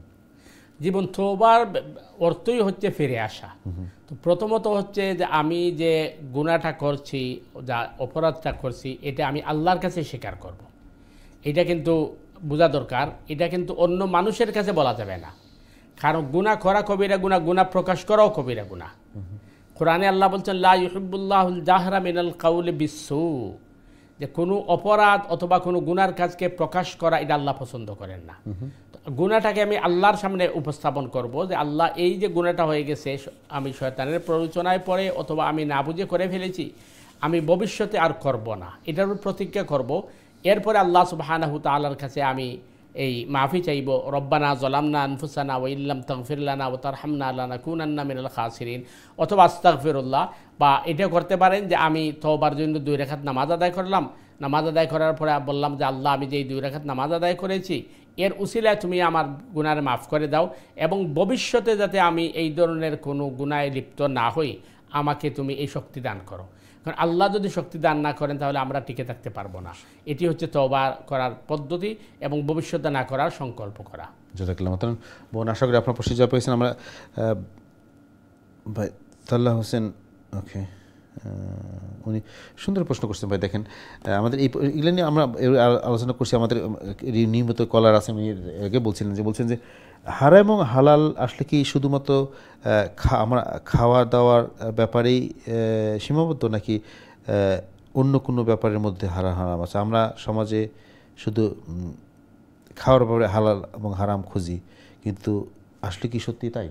সুন্দর একটা নিয়ে বলছে যে আমরা হারাম, আমাদের সমাজে আমরা হালাল দেখবেন যে খালি দোকানে গেছে কোনটা হারাম হালাল কিনা খুঁজি, কিন্তু আসলে কি শুধুমাত্র খাদ্যের ব্যাপারে হালাল হারাম সীমাবদ্ধ, না অন্য কিছু আরও আছে? না, শুধু খাদ্যের ব্যাপারে হালাল হারাম নয়, হালাল হারাম তো সমাজের মানে জীবন পরিচালনা অনেক ক্ষেত্রে হারাম হালালের বিধান আছে। যেমন উদাহরণস্বরূপ, আমি এই হালাল ব্যবসা করছি অথবা হালাল রুজি করছি, কিন্তু আমি নামাজ পড়লাম না, তাহলে তো আমি হারাম করলাম। একজন মানুষরে আমি মনে করেন হালাল মিট দিচ্ছি, কিন্তু নামাজের রক চলে যাচ্ছে, আমি কিন্তু কি করছি না, নামাজ পড়তেছি না। একইভাবে আমি ওই জবাইকৃত পশুর গোশত, হালাল গোশত বিক্রি করতেছি, কিন্তু তার ওজনের মধ্যে কম দিচ্ছি বা ভেজাল দিচ্ছি, এটা হারাম। একইভাবে মনে করেন আমি মিথ্যা কথা বলছি অথবা তার সাথে আমি প্রতারণা করছি, এই সবগুলো তো হুকুকুল ইবাদ এবং হারাম। সুতরাং হারাম হালাল শুধু খাদ্যের মধ্যে নয়, কারণ দুর্ভাগ্য হচ্ছে আমরা অনেক সময় করি কি, এবং আপনি যখন ইনকাম করবেন, হাদিসে আসছে যে 5টা জিনিসের প্রশ্ন করা হবে হাসরের মাঠে, এই 5টা জিনিসের উত্তর না দেওয়া পর্যন্ত কেউ তার পাও সরাইতে পারবে না। 5টার মধ্যে একটি হচ্ছে আমাদের এই আপনার ইনকাম, এটা আসছে কিভাবে এবং ব্যয় করছে কিভাবে, উভয়টি কিন্তু প্রশ্ন করা হবে। আমি ওটা উপার্জন করার ক্ষেত্রে হারাম পথ অবলম্বন করেছি কিনা, আর ব্যয় করার ব্যাপারে আমি হারাম পথ অবলম্বন করেছি কিনা, অপচয় করেছি কিনা, এই 2 প্রশ্ন আসবে সম্পদের ব্যাপারে বা আয়ের ব্যাপারে। তো আমরা দেখা যায় অনেক সময় মনে করেন আমার সম্পূর্ণ ওই ইনকামটাই হারাম, কিন্তু আমি গিয়ে হালাল মিট খুঁজছি, অথবা মনে করেন সুইটের মধ্যে এটা জেলেটিন আছে কিনা বা হালাল কিনা এটা খুঁজছি, কিন্তু বা এটা নাই।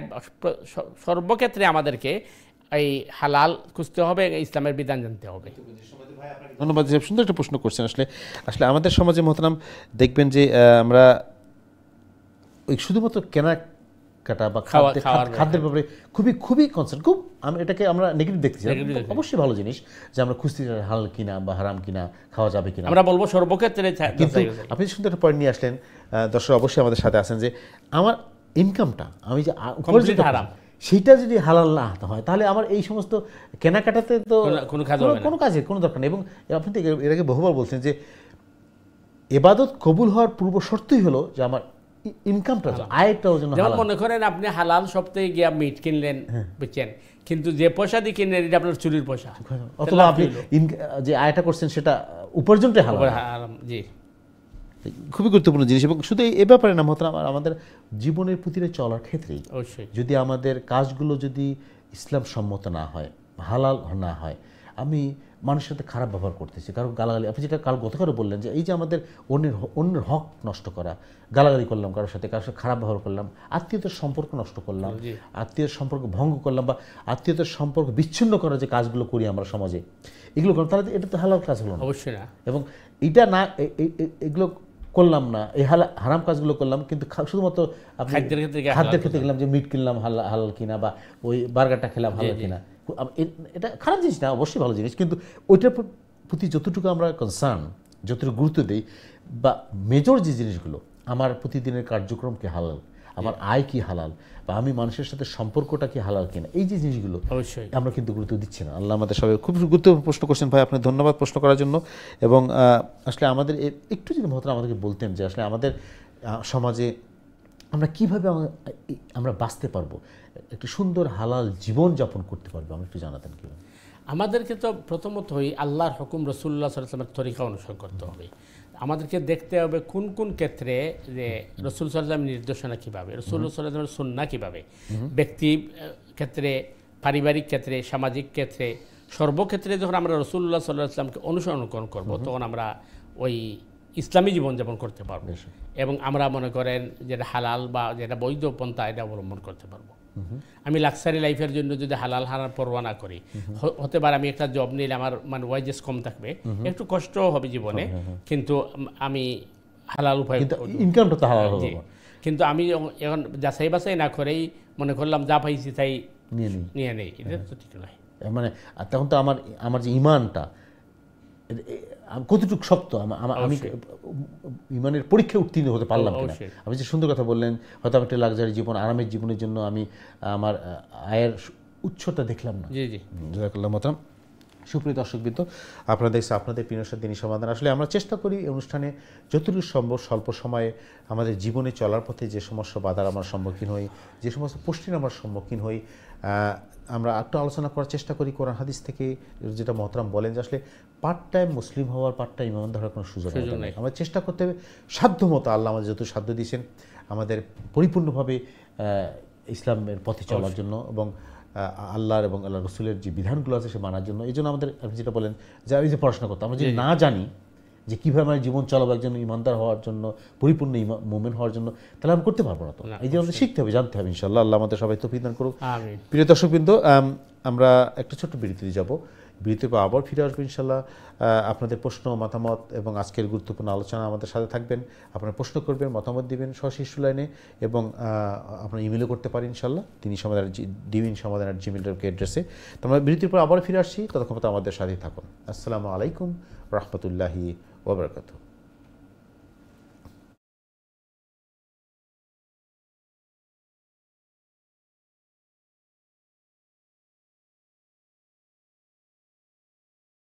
আসসালামু আলাইকুম রহমতুল্লাহি ওয়া বারাকাতুহু। দিন টিভির সময় দর্শকবৃন্দ, বিরতির পরে আবার আপনাদের স্বাগত জানাচ্ছি আপনাদের প্রিয় অনুষ্ঠান দিনী সমাধানে। আজকে অনুষ্ঠানে উপস্থিত হয়েছেন আমাদের প্রিয় মেহমান, আমাদের নিয়মিত মেহমান ইমাম খতিব মোহতারাম মুফতি হাসান নজরুল সাহেব, আজকে গুরুত্বপূর্ণ আলোচনা এবং আপনাদের প্রশ্নে যাওয়ার জন্য। আজকের অনুষ্ঠানের শেষ পর্ব, প্রিয় দর্শকবৃন্দ, যারা প্রশ্ন করতে চান, মতামত দিতে চান, আপনাদের সবাইকে স্বাগতম। দয়া করে প্রশ্ন করবেন সশিষ্ট লাইনে 0235150783 দিশিদা নাম্বার, অথবা যারা ইমেল করতে চান ইমেল করবেন সংক্ষিপ্ত আকারে দিনী সমাধান@gmail.com এই অ্যাড্রেসে। আমরা আলোচনা করছি ইমান নিয়ে, ইমানের বিভিন্ন খুঁটিনাটি বিষয়, শাখা প্রশাখা নিয়ে, পাশাপাশি আমাদের দৈনন্দিন জীবনে চলার পথে যে সমস্যা আমরা সম্পর্কে হয়, যে সমস্ত জিনিসগুলো আমাদের জানা দরকার, আমাদের জীবন ঘনিষ্ঠ জিনিসগুলো আমরা আলোচনা করি এই অনুষ্ঠানে। তো আপনারা অংশগ্রহণ করবেন, পরামর্শ দেবেন, মতামত দেবেন ইনশাআল্লাহ। মতামত আমার দর্শকদের প্রশ্নে যাওয়ার আগে জিনিসটা আমরা বিরতির আগে আলোচনা করছিলাম যে আসলে আল্লাহর একটা নির্দেশনা না মানার জন্যে ইবলিস অভিশপ্ত হয়ে গেল। তার চরিত্রটা মুনাফিকি চরিত্র, কিন্তু আমাদের সমাজে আপনি যে কথা বললেন যে আমরা এই চরিত্রের নিয়েই বেঁচে আছি, অনেকের আমাদের এই চরিত্র আছে। আমরা যে ইবলিসের চরিত্রগুলো যে কাজ করার জন্য ইবলিস হলো, ওই কাজগুলো আমরা করতেছি। তা আমি জিনিসটা জানতে চাচ্ছি মহতরাম আপনার কাছে, সেটা হলো যে আমরা যারা আল্লাহর নির্দেশনা মানতেছি না, অমান্য করতেছি, প্রতি পদে পদে, প্রতিদিন, প্রতি মুহূর্তে ইগনোর করতেছি। আপনি যে কিছু যেটা বললেন বিরতির আগে যে হারাম হালালের ব্যাপারটা, এবং আমরা নিজের সীমানা যে বাউন্ডারি আল্লাহ আমাদের দিয়েছেন একজন মানুষ হিসাবে, একজন ইমানদার মুসলিম হিসাবে, সেই বাউন্ডারির বাইরে যাচ্ছি আমরা, অন্যের হক নষ্ট করতেছি, অন্যের কষ্ট দিচ্ছি, অন্যের গালালি করতেছি। এই যে কাজগুলো করতেছি এটা তো বৈধ কাজ না। একজন ইমানদার, একজন মুমিন হিসেবে এই কাজগুলো করা উচিত না। আমাদের একজন ইমানদার মুমিনের কিছু নির্দিষ্ট কার্য করার কথা আল্লাহ এবং আল্লাহ রসুল বলছেন, যে এর বাইরে তুমি করবা না কিছু। তুমি সত্যিকারই যে ইমানদার হও, আল্লাহকে ভয় করো, তাহলে এই কাজগুলো করবা, এর বাইরে কিছু করবো। কিন্তু আমরা কিন্তু এগুলো করতে হরো, আমরা অন্যকে কষ্ট দেই, অন্যের হক নষ্ট করি, অন্যের সাথে খারাপ ব্যবহার করি, যেটা বললেন আমরা সম্পর্ক নষ্ট করতেছি একে অপরের মধ্যে। আমরা হালাল হারাম খুঁজি, কিন্তু আমাদের আয়টা হালাল কিনা সেটা আমরা দেখি না। এবং সবচেয়ে আশ্চর্যের ব্যাপার হলো যে আমরা এই জিনিসগুলো জানার পরেও, বোঝার পরেও এটাকে গুরুত্ব দিচ্ছি না। এবং আপনি যেটা আগে বললেন যে আল্লাহর একটা মাত্র নির্দেশ না মানার জন্য ইবলিস অভিশপ্ত হলো, কিন্তু আমাদের অবস্থাটা কোথায় তাহলে? দেখেন, এখানে আমাদের জন্য কিন্তু সবচেয়ে বড় শিক্ষণীয় বিষয় হচ্ছে যে আল্লাহ সুবহানাহু তাআলা সব ফেরেশতাদেরকে বলছেন যে তোমরা আদমকে সিজদা করো। তখন সমস্ত ফেরেশতারা সিজদা করেছেন ইল্লা ইবলিস করে নাই। তো আল্লাহ সুবহানাহু তাআলা জিজ্ঞেস করলেন যে আমার মানে কথাটা শুনতে পারলেন, তোর বাধাদের কোন জিনিস? তখন সে বলছে যে দেখেন, আমি কিন্তু আগুনের তৈরি, আমি শ্রেষ্ঠ, আর আদম মাটির তৈরি, আদম নিকৃষ্ট। তো শ্রেষ্ঠ হইয়া নিকৃষ্টের সামনে মাথা নত করা এটা আমার যুক্তিতে আসে না। তাহলে আল্লাহর বিধানের সামনে সে একটা যুক্তি দাঁড় করিয়ে দিয়েছে। একইভাবে আল্লাহ সুবহানাহু তাআলা আদম নবীন আলাইহিস সালাম সৃষ্টি করার পরে বলতেন যে দেখো তোমাকে আমি আমার হাত দিয়ে তৈরি করেছি এবং তোমাকে আমি মাসজুদুল মালাইকা বানাইছি, ফেরেশতা তোমাকে সিজদা দিয়ে সম্মান করেছে, তো তোমাকে একটা উপদেশ করছি ওই গাছের দ্বারে কাছে যেও না। কিন্তু আদম আলাইহিস সালাম ফল খেয়েছেন। তো আল্লাহ জিজ্ঞেস করেছেন যে তোমাকে আমি নিষেধ করলাম, তুমি এটা করলে কেন? আসলে কিন্তু ইবলিস যেভাবে আল্লাহর কথা মানে নাই, আদমও কিন্তু মানেন নাই। সেম জিনিস, সেম কথা কিন্তু একই, বাহ্যিক কিন্তু সেম। কিন্তু তো আদম আলাইহিস সালাম আল্লাহ সুবহানাহু তাআলাকে বলতে পারতেন যে আল্লাহ আপনি আমাকে বলছেন গাছের দ্বারে কাছেও না যেতে, আমি তো যাই নাই, ফল খাইতে তো নিষেধ করেন নাই, এটা আমি বুঝি নাই। তো এই যুক্তির অবতারণা না করে আদম আলাইহিস সালাম ডাইরেক্ট সারেন্ডার করে ফেলেছেন। তিনি বলেছেন রব্বানা যালামনা আনফুসানা ওয়া ইল্লাম তাগফির লানা ওয়া তারহামনা লানাকুনান্না মিনাল খাসিরিন, যে হে আমার রব, হে আমার পালনকর্তা, হে আল্লাহ, আমি আমার নফসের উপর জুলুম করে ফেলেছি। মানে কমপ্লিট সারেন্ডার যেটা বলে, আমি আপনার কথা বুঝতে পারি নাই, শুনতে পারি নাই, এটা আমার দুর্বলতা। সুতরাং তুমি যদি আমাকে রহম না করো আর তুমি যদি আমাকে এই মাফ না করো তাহলে আমি ক্ষতিগ্রস্তদের অন্তর্ভুক্ত হয়ে যাব। তাহলে বিষয়টা বোঝা যাচ্ছে যে ইসলাম মানি হচ্ছে সারেন্ডার করা আল্লাহর বিধানের কাছে। আপনার আমাকে নিঃশর্তভাবে আল্লাহ যেটা করতে বলছে এটা নিঃশর্ত মানতে হবে, এটার নাম ইসলাম। এখানে কোনো নিজের যুক্তি বুঝলাম না, আমার বুঝে না কোনো কাজ আসবে না। তো এই জিনিসটা যখন আমরা করব, মানুষ হিসাবে হয়তো আমি গুনাহ করে ফেলেছি অথবা ইসলামের বিধান জানছি না, যখন জেনে ফেলেছি সাথে সাথে আমি তওবা করব এবং সঠিক পথে ফিরে আসব। তখন আদম আলাইহিস সালাম যেভাবে মাগফুর হয়েছেন, অর্থাৎ ক্ষমা পেয়েছেন, আমরা এই মাগফুর হয়ে যাব। আর যদি ইবলিসের মতো অর্থ ধরে থাকি তাহলে কিন্তু অভিশপ্ত হয়ে যাব। এখানেই আমাদের শিক্ষা যে উভয়জনই আল্লাহর কথা মানেন নাই, কিন্তু ইবলিস করছে কি যুক্তির অবতারণা করেছে, আর আদম আলাইহিস সালাম প্রোটেক্ট করার জন্য, আর আদম আলাইহিস সালাম ডাইরেক্ট সারেন্ডার করে ফেলেছে। এই হচ্ছে ইসলামের মূল শিক্ষা। এখন মনে করেন ওই যে আপনি যেটা বলছেন, কোরআনে কারীমে আল্লাহ সুবহানাহু তাআলা বলছেন ইয়া আইয়ুহাল্লাযীনা আমানু রুকউ ওয়াসজুদু ওয়াবুদু রাব্বাকুম ওয়াফআলুল খায়রা লাআল্লাকুম তুফলিহুন, হে ঈমানদারগণ তোমরা রুকু করো। এরপরে আবার আল্লাহ বলতেন তোমরা সিজদা করো। এরপরে আবার বলতেন ওয়াবুদু রাব্বাকুম, তোমরা রবের ইবাদত করো। তাহলে বোঝা যাচ্ছে রুকু এবং সিজদা দিয়ে আল্লাহ সুবহানাহু তাআলা সালাহ বুঝাচ্ছেন। সালার বাহিরেও আরও ইবাদত আছে, এই জন্য আল্লাহ বলছেন ওয়াবুদু রাব্বাকুম, তোমরা রবের ইবাদত করো। রবের ইবাদতের পরেও কিন্তু আরও কিছু ভালো কাজ রয়েছে, এই জন্য আল্লাহ বলছেন ওয়াফআলুল খায়র, ভালো ভালো কাজ করো। তাহলে বোঝা যাচ্ছে আমাদেরকে যেভাবে হুকুকুল্লাহ আদায় করতে হবে, হুকুকুল ইবাদ আমাদেরকে রক্ষা করতে হবে, এবং সমাজ ব্যক্তি মানুষের সাথে সুন্দর বিহেভ করতে হবে, ভালো মানে আপনার ব্যবহার করতে হবে, হাসি মুখে কথা বলতে হবে, কারো প্রতি হিংসা বিদ্বেষ করা যাবে না, কারোর সিদ্ধান্বেষণ করা যাবে না, কারোর পিছনে লাগা যাবে না, এবং কারো মানে ব্যাপারে অনধিকার চর্চা করা যাবে না। এগুলো আমাদের কিন্তু লক্ষ্য রাখতে হবে, তখন আমরা পরিপূর্ণ মুমিন হব। জাযাকাল্লাহ মোহতারাম, খুবই গুরুত্বপূর্ণ জিনিস আলোচনা হলো। প্রিয় দর্শকবৃন্দ, আপনারা শুনলেন মোহতারাম। আমাদের আসলে যেটা আমরা বরাবর বলি প্রিয় দর্শকবৃন্দ, আসলে আমাদের অনুষ্ঠানটার উদ্দেশ্য হলো আমরা এখান থেকে শিখবো, জানবো, সঠিক সোর্স থেকে জানবো। আমাদের যে ভুলগুলো আছে ভুলগুলো শুধরে নিয়ে মানুষ, আমরা তো ভুল করবো, এইটাই মানুষ বলেই তো আমরা ভুল করি। কিন্তু যেটা আপনি সুন্দর কথা বললেন মোহতারাম, কিন্তু ভুলটা ভুল হিসাবে জানার পরে যে আমি শুধরি নিই, আল্লাহকে মাপ চাই, তখন আমি সঠিক মানুষ, যে আমি এখানে কোনো আর্গুমেন্ট করবো না, কোনো স্যারেন্ডার পুরো আমি যেটা বললেন যে হ্যাঁ ভুল হতেই পারে, খুবই স্বাভাবিক এবং ভুল হবেই, এবং কিন্তু ভুলটা ভুল হিসেবে জানার পরে সেটাকে আমরা অ্যাকসেপ্ট করে নিই, সেটা আমরা সংশোধন করবো, এটা আমরা চেষ্টা করবো ইনশাআল্লাহ। আল্লাহ আমাদের সবাই তৌফিক দান করুক।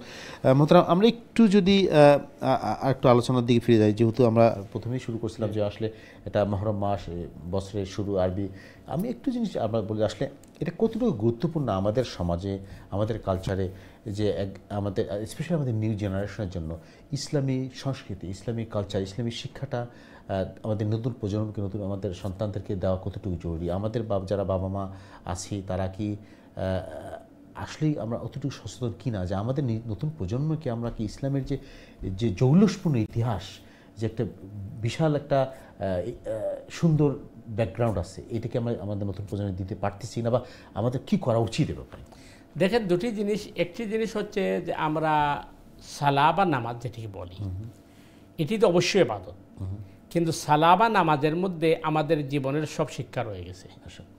যেমন আমরা আগে যে করে আলোচনা করছি, মানুষের অসাধ্য কোনো জিনিস আল্লাহ তার উপর চাপাইয়া দেন নাই, এই জন্য নামাজের মাসআলায় বলা হচ্ছে তুমি যদি দাঁড়িয়ে নামাজ পড়তে না পারে বসে পড়ো, বসে না পারলে শুয়ে পড়ো। তাহলে বোঝা গেল যে আমাদের অবস্থা যেভাবে আছে এইভাবে আমরা আল্লাহর গোলামি করতে হবে, এটি আমাদের শিক্ষা দেওয়া হচ্ছে। কিন্তু আপনাকে তো এই ইসলাম ইমান সম্পর্কে জানতে হবে, বুঝতে হবে। এই জন্য বলা হচ্ছে তলাবুল ইলমে ফরিদাতুন আলা কুল্লি মুসলিম, প্রত্যেক মুসলমানের উপর ফরজ হচ্ছে যে পুরুষ এবং নারী সে তার প্রয়োজনীয় যে জিনিস এগুলা ইলম অর্জন করা। এক্সাম্পল হিসাবে আমি মাগরিবের নামাজে গেছি, আমি দেখলাম যে সামনের লাইনে আপনার একজন মানুষের জায়গা আছে।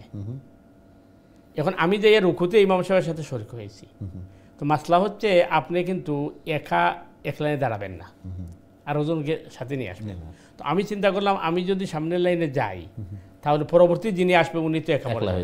আমি এখানে দাঁড়াই, উনি আসতেছে, আমি দেখতেছি উনি আসতেছে, উনি আইসা করছে কি ওই সামনের লাইনের ফাঁকা জায়গায় চলে গেছে, আপনি একা চলে যান, আমি একা চলে। এর মানে হলো যে উনি মাসআলা জানে না। তো এই জন্য আমাদেরকে মাসআলা না জানলে কিন্তু আমাদের আমল সঠিক হবে না। 2 নম্বর বিষয় হচ্ছে আপনি যেটা বলছেন যে মানুষ সামাজিক জীব, মানুষ সমাজকে নিয়ে বসবাস করতে হবে। যেহেতু আমরা সমাজকে নিয়ে বসবাস করতে হবে, সুতরাং আমাদেরকে কালচার জানতে হবে এবং আমাদের সংস্কৃতি জানতে হবে। এবং কালচার জানতে গিয়ে যেহেতু পৃথিবীর মধ্যে আপনার ভিন্ন ধর্ম, ভিন্ন মত, ভিন্ন পথের মানুষ থাকবে, প্রত্যেকের কালচারকে আমার জানতে হবে এবং আমি দেখতে হবে যে কোন কালচারের সাথে আমার ইমান এবং আকীদার সাথে সাংঘর্ষিক, এইটাকে আমি নিরাপদ করে আমি কিন্তু সমাজে চলতে হবে। তো আমি এই জন্য আমাদের সন্তান সন্ততি যারা আছে তাদেরকে আমাদের ইসলামী কালচার, ইসলামী ইতিহাস, ইসলামী সভ্যতা, ইসলামী শিক্ষা দিতে হবে তাদেরকে। এই জন্য আল্লাহ রসুল সাল্লাল্লাহু আলাইহি ওয়াসাল্লাম বলেছেন যে সন্তান হওয়ার পরে প্রথমে তাকে আপনি এই ইমানের বিষয়ে শিক্ষা দিতে হবে। যেমন লোকমান হাকিম প্রথমে তার সন্তানকে শিরিকের পরিচয় তুলে ধরছেন, বেসিক। নাম্বার 2 হচ্ছে আল্লাহ রসুল বলেছেন মুরু সিবিয়ানাকুম ইযা বালাগা 7 সিনিন, যখন তোমাদের সন্তানটা 7 বছরের হবে তখন তাদের নামাজের প্রশিক্ষণ দাও, এবং যখন 10 বছর হবে তখন তোমরা নামাজের জন্য শাসন করো। সুতরাং সন্তানকে আপনি ওই আদব, তাহজিব, তমদ্দুন, কালচার, সভ্যতা এগুলো শিক্ষা দিতে হবে। তাকে শিক্ষা দিতে হবে যে ইমান এবং আকীদার সাথে সাংঘর্ষিক কোন কোন বিষয়, বুঝছেন? এইগুলো যদি আমরা শিক্ষা না দেই আর সন্তান যদি বিপদগামী দায়িত্ব আমাদের কাঁধে আসবে। আর যদি দেখা যায় যে আমি শিক্ষা দেওয়ার পর আল্লাহ না করুক সন্তান বিপদগামী হয়ে যায়, তখন আমি দায়মুক্ত হয়ে যাব। এই জন্য আমাদের অবশ্যই কালচার, ইসলামী সভ্যতা, ইসলামী সংস্কৃতি এগুলা বাচ্চাদের শিক্ষা শেখানো দরকার। একজন প্যারেন্ট হিসাবে গাইড আমাদের করা উচিত ইনশাআল্লাহ। এবং এটা খুব জরুরি জিনিস, স্পেশালি আমাদের সমাজে মহতরাম আমরা যারা এই মাল্টিকালচারাল সোসাইটিতে বসবাস করছি, এখানে ইসলামিক পরিবেশ আপনি পাবেন না, কিন্তু আমাদের আপনি যদি বাসায় ঘরের মধ্যে বাচ্চাদেরকে এই শিক্ষাগুলো দেওয়া হয় তাহলে অ্যাটলিস্ট সে তো এই এনভায়রনমেন্টটা পাবে অবশ্যই, এবং বই পরিবেশে গেলেও নিজেকে হয়তো বুঝতে পারবে যে কোনটা করা যাবে কোনটা করা যাবে না ইনশাআল্লাহ। সুপ্রিয় দর্শকবৃন্দ, আপনারা শুনলেন, জানলেন এবং দেখলেন যে মহতরাম আমাদের কত সুন্দরভাবে জানালেন যে আসলে আমাদের একজন গার্জিয়ান হিসাবে, পিতামাতা হিসাবে আমাদের কতটুকু দায়িত্ব, আমাদের সন্তানকে আমরা ইসলামী শিক্ষা কীভাবে দেব এবং ইসলামী যে পরিবেশটা তাদেরকে দেওয়া উচিত ছোট থেকে, যাতে তারা বুঝতে পারে যে ইসলামের সংস্কৃতি কী জিনিস, এই শিক্ষাটা আমাদের খুবই জরুরি। আল্লাহ আমাদের সবাই তৌফিক দান করুক। প্রিয় দর্শকবৃন্দ, আপনাদের প্রিয় অনুষ্ঠান দিনী সমাধান, আপনাদের প্রশ্ন জিজ্ঞাসা মতামত নিয়ে আমাদের অনুষ্ঠান। আপনারা দিনী ব্যাপারে প্রশ্ন করবেন, মতামত দিন ইনশাআল্লাহ, সরাসরি স্টুডেন্ট প্রশ্ন করবেন 0203515073 নাম্বার, অথবা যারা ইমেল করতে চান ইমেল করে সংক্ষিপ্ত আকারে দিনী সমাধান@gmail.com। মাত্রাম গতকালকে আমরা সময় পাইনি, যে আমরা বলছিলাম যে আসলে মহরম মাস, বছরের শুরু, আমাদের এই মহরম আসলে আমাদের কী শিক্ষা আমাদেরকে দেয় এবং এই মহরমের ব্যাপারে আমাদের সাথে এসে অনেক কিছু করা হয় আমাদের পরিবেশে, আমাদের সমাজে স্পেশাল কোনো ইবাদত আছে কিনা বা একটু যে আমাদের জানাতেন। দেখেন, মুহররমুল হারামের ব্যাপারে আল্লাহ রাসূল সাল্লাল্লাহু আলাইহি ওয়াসাল্লাম বলেছেন শাহরুল্লাহিল মুহররম, মুহররম আল্লাহ সুবহানাহু তাআলার মাস। তো আসল বিষয় হচ্ছে যে আল্লাহ সুবহানাহু তাআলার মাস বলতে কি বোঝানো হয়েছে? আল্লাহর মাস, আল্লাহর সৃষ্টি সবই তো আল্লাহ। এখানে বোঝানো হচ্ছে যে মুহররমুল হারাম এই মাসেই কিন্তু আল্লাহ সুবহানাহু তাআলা দুনিয়াকে প্রথম ওপেন করেছেন এবং কিয়ামত সংগঠিত হবে মুহররমুল হারামে। এই জন্য বলা হচ্ছে যে শাহরুল্লাহিল মুহররম, যে এই মুহররম মাস খুবই তাৎপর্যপূর্ণ এবং খুবই গুরুত্ব রাখে। এই জন্য আমাদেরকে এই মাসের মধ্যে প্রথমত হচ্ছে জিকির, আজকার, তাসবিহ, তাহলিল বাড়িয়ে দেওয়া।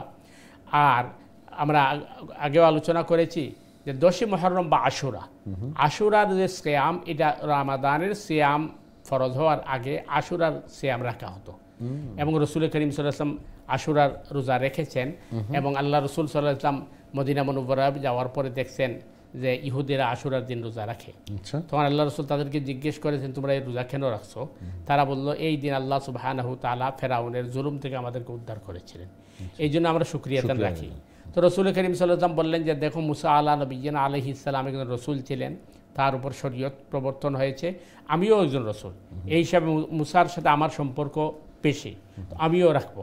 তো রসুল করিম সাল্লাল্লাহু আলাইহি ওয়াসাল্লাম আশুরা 10 মুহররমের রোজা রেখেছেন এবং আল্লাহ রসুল সাল্লাল্লাহু আলাইহি ওয়াসাল্লাম বলেছেন যে আগামী বছর পর্যন্ত আমি হায়াতে যদি পাই তাইলে আমি 2টা রোজা রাখবো, 9-10 অথবা 10-11, কারণ একটা রোজা রাখলে শুধু তাদের সাথে সামঞ্জস্য হয়ে যায়। আর রামাদানের রোজা যখন ফরজ হয়ে গেছে তখন আল্লাহ রসুল সাল্লাল্লাহু আলাইহি ওয়াসাল্লাম বলেছেন রমাদানের রোজা রাখা তোমাদের অবশ্যই কর্তব্য। আর আশুরার রোজা তোমরা যাদের সম্ভব আছে তোমরা রাখো, আমি আশা রাখি আল্লাহ সুবহানাহু তাআলা বিগত 1 বছরের গুনাহ মাফ করে দিবেন। তবে উত্তম হবে 2 দিনের রোজা রাখা, 9 এবং 10 অথবা 10 এবং কি। তো আগামী এই শনিবার হয় 10ই মুহররম, আগামী শনিবার, আজকে 6 তারিখ, 10 আগামী শনিবার 10ই মুহররম। সুতরাং যাদের জন্য সম্ভব শুক্র শনি রাখতে পারেন অথবা শনি রবি রাখতে পারেন।